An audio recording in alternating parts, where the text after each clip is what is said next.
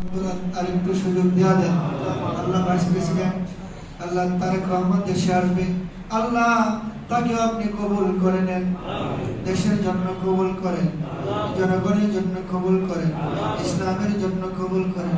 আল্লাহ তার জানমালের নিরাপত্তা দিয়া দেন, হায়াতের মধ্যে বরকত দিয়া দেন। আল্লাহ দেশের জন্য কাজ করার সুযোগ আপনি দিয়া দেন। আল্লাহ সুস্থতা নিয়ামত দিয়া দেন। আল্লাহ হামিদুর রহমান হামিদ ভাই তিনিও সুস্থ, তাকে সুস্থতা নিয়ামত দিয়া দেন। আল্লাহ দেশের জন্য কবুল করেন, জনগণের জন্য কবুল করেন। আল্লাহ মানব সেবার জন্য কবুল আর মঞ্জুর করেন।